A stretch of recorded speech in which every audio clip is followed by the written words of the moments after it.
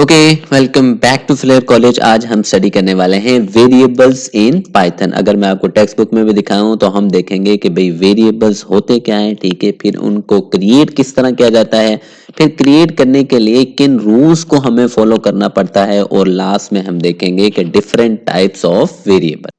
तो स्टार्ट करते हैं हम। A variable is a storage container in computers memory. क्या होता है? एक स्टोरेज कंटेनर होता है, जैसा कि हमारा आम जिंदगी में एक बॉक्स होता है ना। बॉक्स किस लिए होता है? कोई ना कोई चीज हम उसके अंदर स्टोर कर सकें। इसी तरह कंप्यूटर मेमोरी के अंदर भी एक स्टोरेज कंटेनर होता है जिसके अंदर हम डेटा को स्टोर करते हैं, और जो वो स्टोरेज कंटेनर होता है उसको हम क्या बोलते हैं? वेरिएबल बोलते हैं, ठीक है।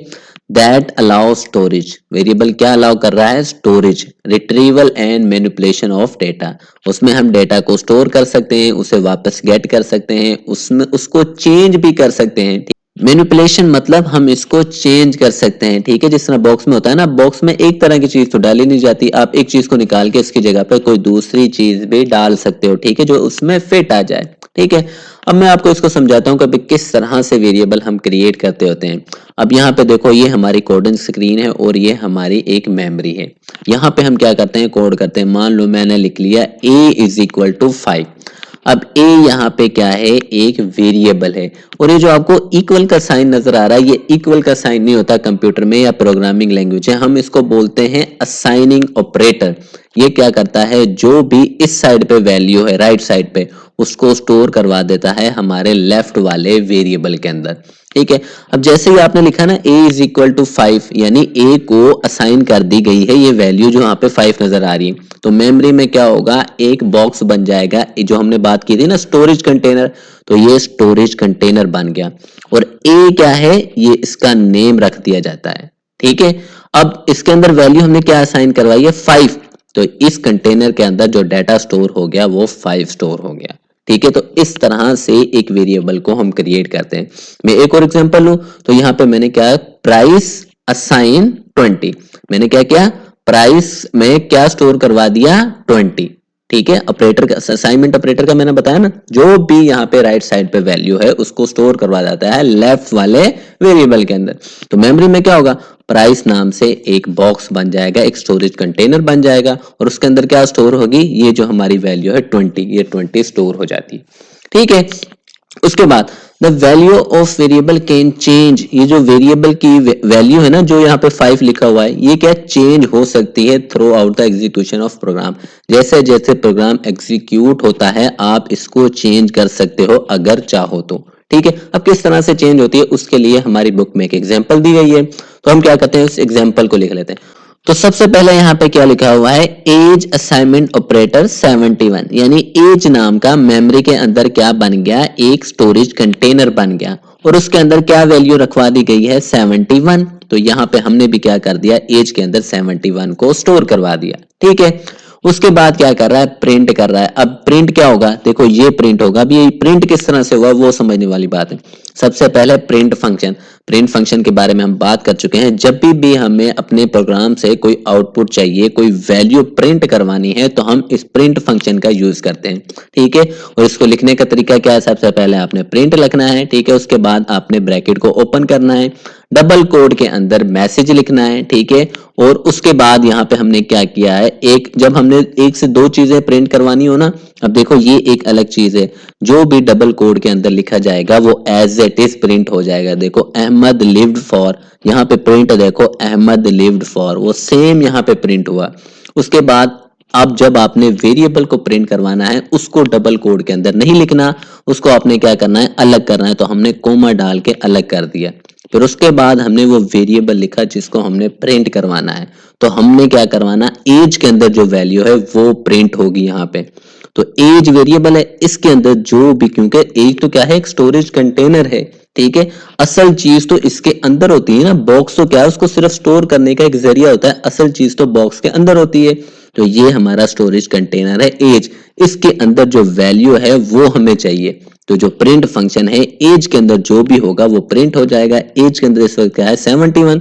तो देखो 71 यहाँ पे प्रिंट हुआ, ठीक है।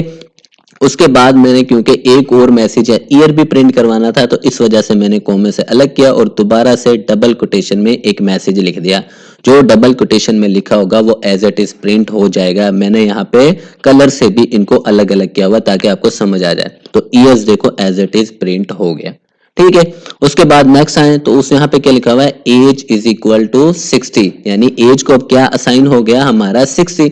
तो अब 70 काट के यहाँ पे 71 कट करके क्या हो गया, अब यहाँ पे आ जाएगा 60।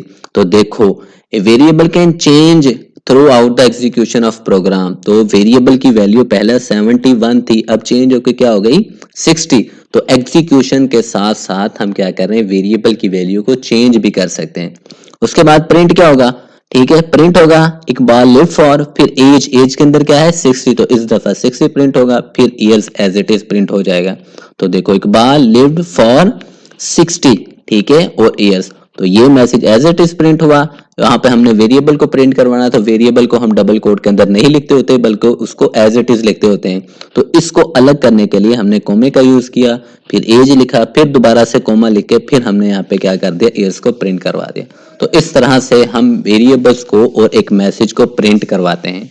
उसके बाद हम बात करते हैं variables naming rules in Python. जब भी हम वेरिएबल्स बनाते होते हैं अपनी प्रोग्रामिंग लैंग्वेज में, तो हम ऐसे ही मुंह उठा के नहीं बना सकते, बल्कि उसके कुछ ना कुछ रूल्स होते हैं जो हमें लाजमी तौर पे फॉलो करना पड़ते हैं।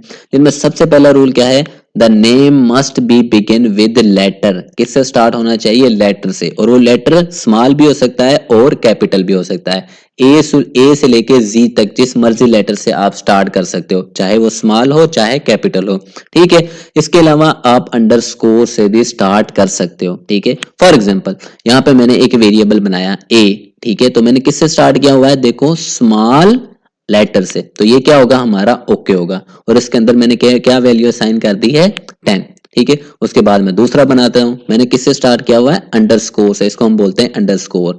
तो देखो इससे स्टार्ट कर सकते हैं ना, तो ये भी क्या होगा हमारा ओके होगा। उसके बाद थर्ड नंबर पे मैंने किससे स्टार्ट किया हुआ है, कैपिटल ए बी से, तो ये मेरा उसका नेम है, तो देखो मैं उससे स्टार्ट कर सकता हूं, तो ये भी क्या होगा हमारा ओके होगा। उसके बाद देखो मैंने किससे स्टार्ट किया हुआ, 2A से, क्या मैं ये ओके होगा, नहीं ये गलत होगा। वजह उसकी क्या है कि हम किससे स्टार्ट करते हैं, सिर्फ लेटर से और अंडरस्कोर से, यहाँ पे मैंने स्टार्ट कर दिया एक नंबर से, तो इस वजह से ये गलत है। उसके बाद थर्ड मैंने A2 यहाँ पे राइट डाउन कर दिया, क्या ये ओके होगा, हाँ जी, क्योंकि स्टार्ट किससे हुआ है, लेटर से स्टार्ट हुआ, तो उस वजह से ये ठीक है। उसके बाद आता है दूसरा रूल, दूसरे subsequent characters can include letter, digits और अंडरस्कोर। जब आपने एक दफा स्टार्ट कर दिया लेटर से, तो उसके बाद आप क्या डाल सकते हो, डिजिट्स भी डाल सकते हो और अंडरस्कोर भी डाल सकते हो। जैसा कि मैं यहाँ पे दिखा देता हूं, तो A1 तो देखो स्टार्ट किया हुआ है लेटर से, बाद में मैंने डिजिट डाल दिया यानी नंबर डाल दिया, तो इस वजह से ये क्या है, ये भी ओके है, ठीक है। देखो मैंने कैपिटल भी डाल दिया और फिर उसके बाद डिजिट डाल दिया, फिर भी ये ओके है क्योंकि स्टार्ट किससे हुआ है, लेटर से। उसके बाद एक और एग्जांपल देखें, तो योर एज, देखो मैंने योर डाला, उसके बाद मैंने अंडरस्कोर डाला दरमियान में, फिर एज डाला, तो ये भी क्या है हमारा ओके है। क्यों, क्योंकि अंडरस्कोर की इजाजत है, आप दरमियान में लिख सकते हो। लेकिन अगर मैं यहाँ पे स्पेस डाल देता, योर और इसको ना डालता, बीच में स्पेस आ जाती यानी खाली जगह, फिर एज लिखता, तो उस सूरत में ये गलत हो जाता क्योंकि स्पेस की इजाजत नहीं होती। जैसा ए फिर मैंने स्पेस डाल दी, फिर भी फिर मैं अगर 10 स्टोर करवाता, फिर ये गलत हो जाता क्योंकि दरमियान में स्पेस की इजाजत नहीं देता, ठीक है। उसके बाद आता है हमारा third rule, variables names are case sensitive, meaning age and age are considered two different variable. Case sensitive से क्या मुराद है, अब देखो यहाँ पे मैंने लिखा है ए बी और इसको असाइन कर दिया 10, और यहाँ पे मैंने लिखा ए बी, इसको भी असाइन कर दिया 10। अब ये छोटे ए बी हैं, ये बड़े ए बी हैं, तो इन दोनों को अलग अलग मानेगा, यानी ये क्या बनेंगे, मेमोरी के अंदर दो स्टोरेज कंटेनर बनेंगे, दोनों के अंदर वैल्यू 10 है, ठीक है। इसका नाम होगा स्मॉल ए बी और इसका होगा कैपिटल ए बी, तो इस चीज को बोलते हैं हम केस सेंसिटिव। उसके बाद चौथे नंबर पे आ जाता है हमारा Python reserved keyword such as for, while, if, can not be use as a variable. सबसे पहले आपको रिजर्व वर्ड का पता होना चाहिए। रिजर्व वर्ड वो होते हैं जो हमारी प्रोग्रामिंग लैंग्वेज में पहले से ही डिफाइन होते हैं, जैसा कि फॉर है, वाइल है, इफ है। इसका मतलब क्या है कि भाई अगर आप इनका यूज करते हो वेरिएबल नेम के तौर पे तो आप उनको नहीं कर सकते। वजह उसकी क्या है कि ये रिजर्व वर्ड हैं, यानी जिसने प्रोग्रामिंग लैंग्वेज बनाई है, जिसने हमारी पाइथन बनाई है, उसने इन अल्फाज का मकसद पहले से ही उसके अंदर डाल दिया है। आप जैसे ही इसको लिखोगे उसे पता है उसका उसने क्या करना है, तो इस वजह से आप इसके अंदर कोई वैल्यू स्टोर नहीं करवा सकते। आप इस तरह से फॉर एक वेरिएबल नहीं बना सकते और उसके अंदर कोई वैल्यू स्टोर नहीं करवा सकते। क्यों?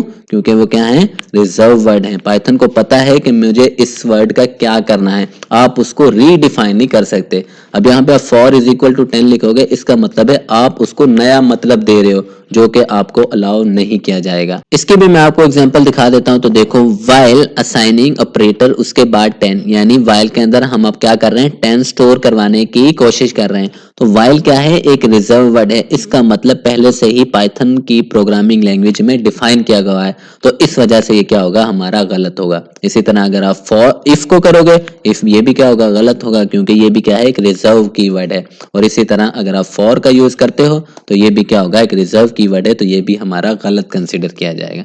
ठीक है। उसके बाद हम बात करते हैं creating different types of variable, यानी वेरिएबल्स की टाइप्स की बात करेंगे। हमारी जो बुक में दिए हैं जो मोस्ट कॉमन है उनका जिक्र किया है, जिनमें सबसे पहला रहता है हमारा इंटीजर, और इसकी शॉर्ट फॉर्म क्या है, इंट। ये क्या स्टोर करते हैं, स्टोर होल नंबर। ठीक है, जिस तरह से यहाँ पे एज, इसके अंदर मैंने क्या स्टोर करवा दिया, 17, तो मेमोरी में क्या होगा, बॉक्स बनेगा एज नाम का। ठीक है, और इसके अंदर क्या स्टोर हो जाएगा, 17। इसी तरह ए बी, इसके अंदर क्या 10 है। इसी तरह फिर मैंने कैपिटल डाल दिया, इसके अंदर मैंने 24 स्टोर करवा दिया।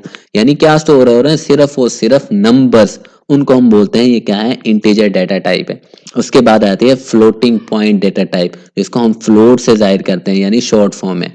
ये क्या स्टोर करता है, डेसिमल नंबर्स, जितने भी हमारे पॉइंट्स वाले नंबर है, जिस तरह के 19.9 स्केयर की 2.8, यानी ऐसे वेरिएबल्स जो पॉइंट वाली वैल्यूज को स्टोर करते हैं वो हमारी कौन सी टाइप होती है, फ्लोटिंग पॉइंट डाटा टाइप होती है। ठीक है, उसके बाद आ जाता है हमारा स्ट्रिंग।